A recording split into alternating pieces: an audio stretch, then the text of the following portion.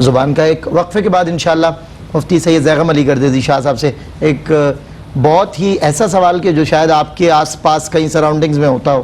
ہم کہتے ہیں کہ جب کوئی نئی نویلی دلہن آتی ہے, کوئی گھر میں حادثہ ہو جائے, اللہ اکبر, سارے مل کر اس دلہن کے پیچھے لگ جاتے ہیں اور کہتے ہیں کہ یہ منحوس ہے, جب سے یہ آئی ہے تب سے ہمارے گھر میں, اور یہاں تک کہا جاتا ہے کہ موت اور زندگی کا مالک اللہ ہے.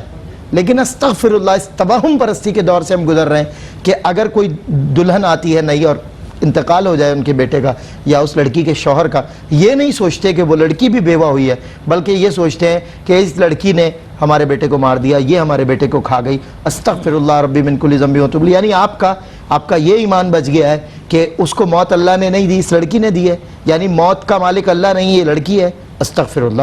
یہ سوال بہت اہمیت کا حامل ہے. مفتی صاحب سے پوچھتا ہوں وقفے کے بعد. خوش آمدید ناظرین, ایک مرتبہ پھر آپ کا خیر مقدم ہے. لاسٹ سیگمنٹ ہے ہمارا, روشنی توہم پرستی ہمارا موضوع ہے.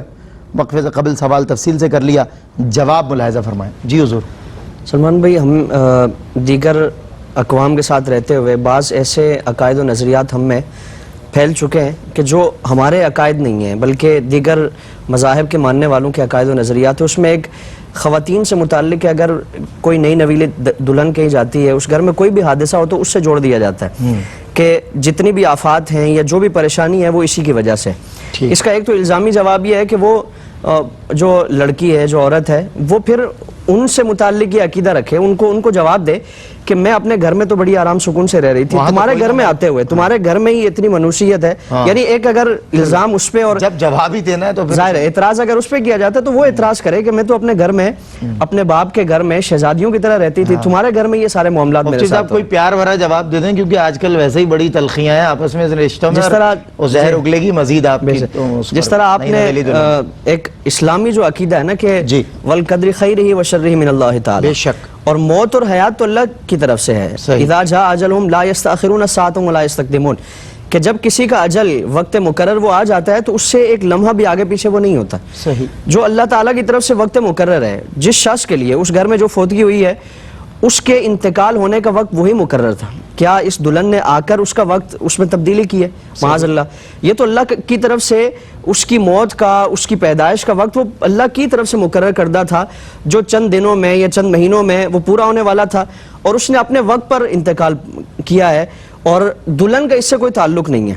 پھر ہم زمانہ جاہلیت کی اور ہندوانہ جو ہمارے ہاں ایک طور طریقہ یہ پایا جاتا ہے. اور پھر حضور نے جو خواتین سے متعلق فرمایا, حضور نے فرمایا کہ بسا اوقات تمہارے گھر میں جو برکت آتی ہے وہ 3 چیزوں کی وجہ سے, جس میں ایک عورت سے متعلق فرمایا, دوسرا سواری سے متعلق فرمایا, اور تیسرا فرمایا کہ تمہارا مکان.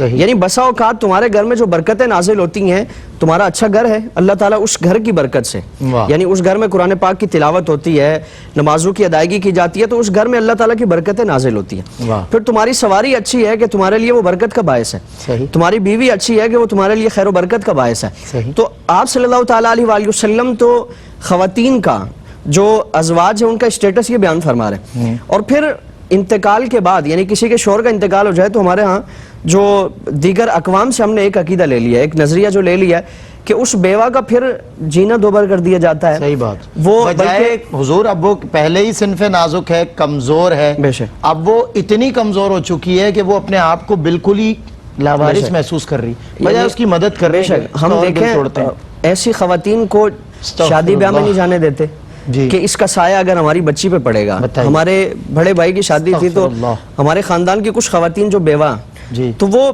جب ملنے کی باری آئی کہ دلہا سے ملا جائے تو وہ پیچھے ہٹنے لگی خود. تو اب پوچھا گیا کہ بھائی, والدہ نے ان سے کہا کہ آپ آگے آئیں, ان سے ملیں, بیٹے سے ملیں, تو انہوں نے کہا کہ نہیں, یہ ہمارے ہاں یہ چیز ہے کہ وہ پرانے لوگ کہتے تھے کہ اس طرح ہوتا ہے کہ خواتین جو بیوہ ہیں وہ ان کا سایہ کسی نئے دلہا پہ یا دلہن پہ نہ پڑے.